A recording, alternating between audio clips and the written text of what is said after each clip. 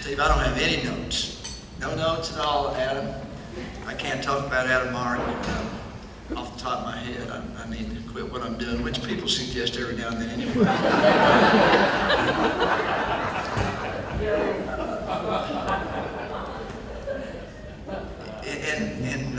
Steve, you already read off what I was going to say about those two guys. It's impossible to talk about one without talking about the other in terms of Steve and Adam. And there is absolutely no question that those two guys coming into our program together when they did, with the seriousness with which they took the game, and yet still able to do all the other things we want our players to be able to do, regular students, good citizens, and get us to the point where our team expected to win games and not just hope we won games, was the biggest difference. It's why we're here. And I really think that your junior and senior year teams are the most underrated, overlooked teams in the Division I era, because starting in '06 we were fortunate enough to go to the tournament, and we've been fortunate to go several times, and it's like all of a sudden those teams weren't as good as the teams that went to the tournament, and that's simply not true. I mean, we won the North Division in '03 when they were juniors against Samford, Georgia State, a lot of really good programs, and then the next year we finished third in the Atlantic Sun when it was a way better league than any we've been in since, frankly. And we get invited to play in the NIT, not selected because we won our conference tournament like this year, for example. The conference winners, if they don't win their conference tournament, get to go to the NIT automatically. That was a bid. And even though you didn't get to enjoy all that goes with an NCAA tournament, those teams were the most significant and again, I think overlooked. Adam, I think the word I've always used for Adam is he's the most efficient basketball player we've ever had. And it kind of fits his personality. You know, it's not the most glorious word. He didn't have the most dunks, I recall, Adam, of anybody we've ever had, which is right down my alley to begin with. I think another thing that I don't know why it didn't get more attention was that we had roommates from the same area of the country. One of them led the country in field goal percentage, and one leads the country in free throw percentage in the same year. And Adam did not lead the country in free throw percentage.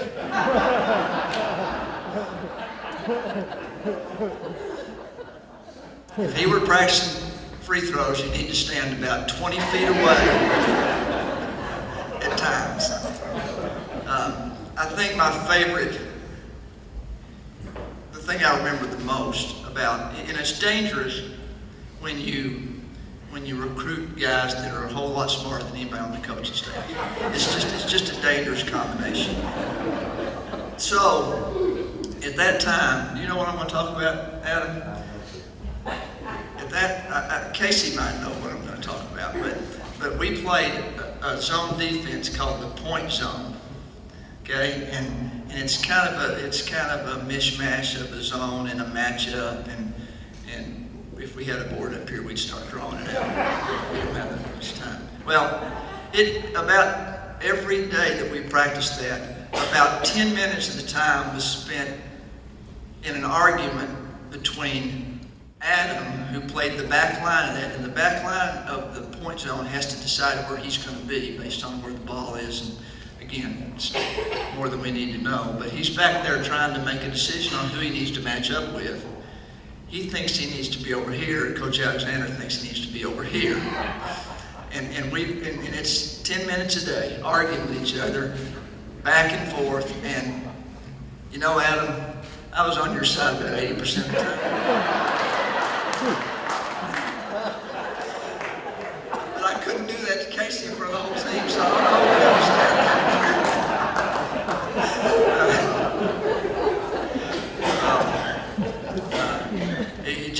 A three-time academic All-American and twice first team is incredible. Two-time a son, male student athlete of the year, just a guy that turned it around for us and set the standard for the kind of person, player, and representative of our program that we want here. Adam Martin.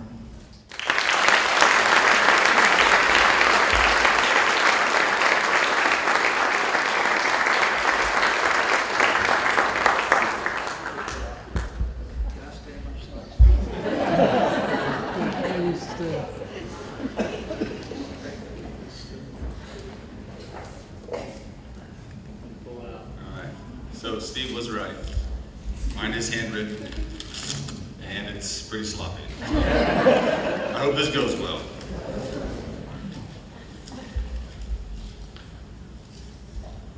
I wanted to start off tonight. Lots been said about me. Most of it, if not all of it, is true. So believe that. But yeah, as Coach Bird, the thing that I'm probably proudest of is academic All-Americans. I mean, you got to be able to get a student.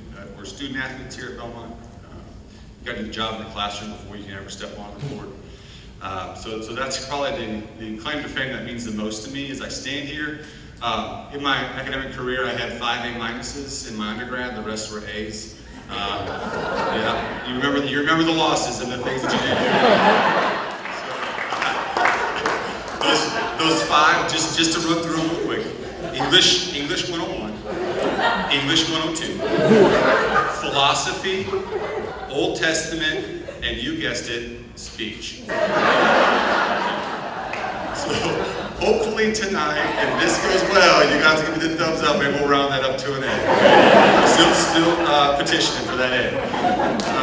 But I think that's the thing. I thought thinking about the irony of having to get up in front of everyone tonight and speak, and man, I did so much great, and they're gonna exploit my one weakness right here in the speech. But I guess that's the thing we all do as athletes, right? We stand up here, we find our weaknesses, and we say, hey, we gotta get better at it. Let's practice until we get it right. So I'm all about working on my weaknesses, provided it doesn't involve free throws. Okay? Just take that off the table. I think it was 49% my junior year. We'll talk about it later. But I just want to take the opportunity. It's going to be pretty quick. I think Steve kind of covered it, and I'm sorry. We're going to hear a lot of the same people and the same things going on here. But just kind of want to say thanks first to my Lord and Savior. God gave me a great gift. 6'8", 220 pounds, and that frame came in handy quite a bit. It's such a blessing that I had to stand up here to represent Belmont on the court, and I'm just so thankful for the blessings that he gave me in that regard. The selection committee, thank you. I have my checkbook. I'll pay you all. I appreciate that, all those votes, whatever I had to do, especially the fact that I get to go with that guy over there, Steve. I love you like a brother, man. All right, the thank you part. 12 years ago, 2004, we had our awards banquet in the Vince Gill room, and I thank my parents, because that's what you do at awards banquets, you do thank your parents. And you always say thanks for everything that you did, thanks for the support, and at the time I really meant it. And then in 2009, I had kids, and I now understand exactly what parents do and how much they gave. So, Mom and Dad, this time I mean it. Thank you.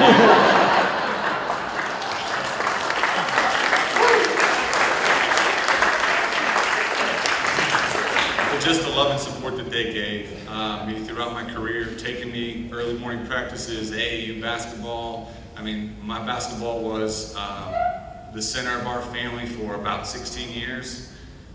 So I had to be successful because they were investing a lot of time and money in that. But, I'm also fortunate. I have my grandma and grandpa here tonight, my mom's mom and dad. They will have been married 68 years at the end of October. So.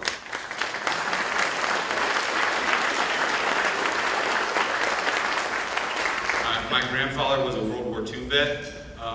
He worked in the bank in their town. He owned the bank and worked it, and then he would work until about 4, and then he would go farm until midnight. So I do think that work ethic and stuff comes from him. Thankful that they're here. They came to as many games as they could. They were at the NIT, which was the last game that I ended up playing. It's just a great honor that they're still with us.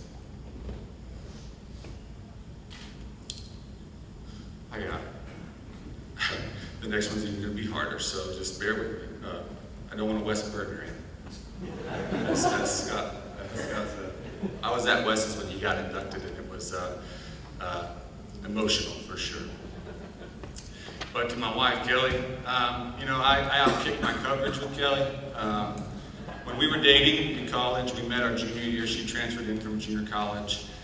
She played volleyball here at Belmont. I told her really early on in our relationship that I had 4 big priorities.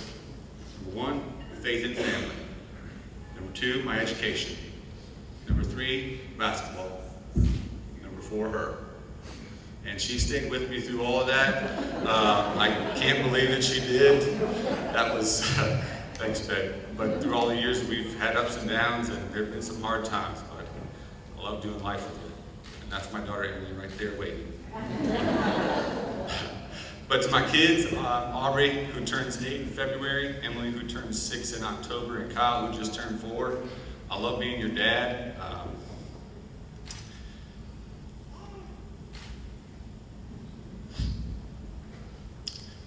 I get emotional with my kids. I want you to learn that hard work pays off, and that you can be whatever you want to be. I have a high school teammate, Andrew Engelmeyer, who we played together in high school. We had a great relationship, and everyone needs a friend like Andrew. Andrew's my friend that if I call him up with something crazy to do, he is the first one to be there right by my side and encouraging me on. And it happened in high school. He was the emotional leader of our high school team. Our senior year we went 17-4. Those 4 losses ruined our weekend and the rest of the week. But I still remember the losses too, by the way.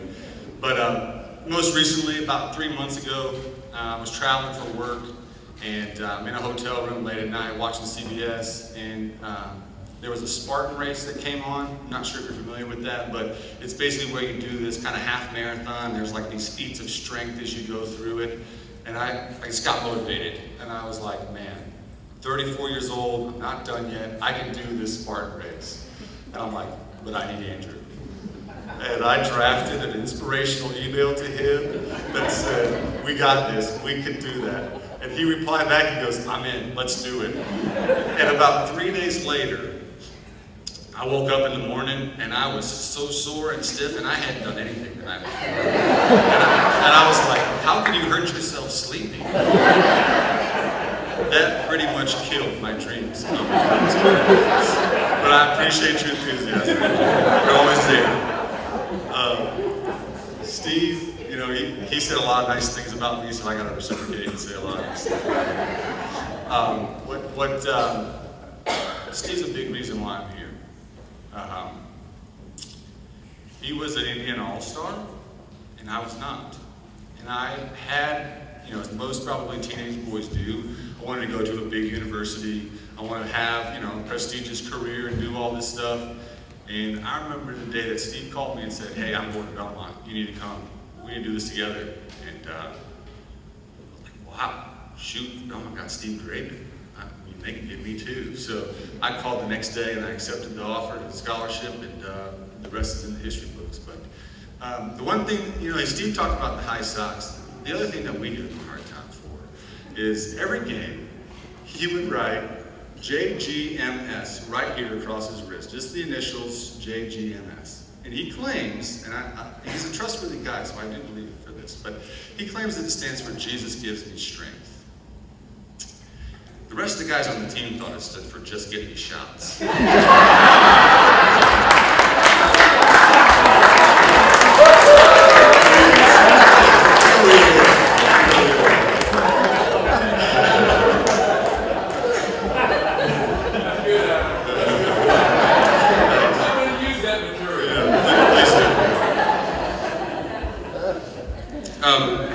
I have a ton of teammates to thank, and similar to Steve, we can't probably, I'd be up here all night if I was trying to thank them all. But I wanted to give a shout out to Nick Otis. He did go to Steve's high school, but he sat at my table tonight, so it speaks to our relationship. But Nick and I are good friends. You know, he is really an Indiana guy, knows the value of hard work, came in, you know, hard-nosed guy, and he definitely played a part. You know, Steve and I couldn't do what we did by ourselves. It took a team, it took a lot of people, and so Nick, thank you for being here. Appreciate it. Yeah. Next, I want to talk about Wes Berger. Wes was here. He was a junior when I was a freshman, and really blazed the trail. I mean, nobody could blaze the trail the way that Wes did. His leadership, you know, what he brought to the university, and you don't really appreciate something until it's gone. So with Wes, my junior year was the first year without Wes, and at the very first team function, we go over to Mr. Knox's house and have dinner. We have a team event, we went bowling, and Steve and I and Jesse Snyder were in the car together, and wouldn't you know it, we got lost. We had been to Mr. Knox's house this is the third time we were going, we got lost. We drove around for an hour and a half. I had my cell phone, you know, the old school cell phone at that time, and I had Wes's phone number, fortunately, and so I called him up, I'm like, hey Wes, it's Adam. I know this is my first official team act without you here, but how do you get to Mr. Knox's house? And it really just dawned on me, like, man, you know, we are going to miss him, and Steve and I better step up and bring it because we got some big shoes to fill. So, Wes, I appreciate you.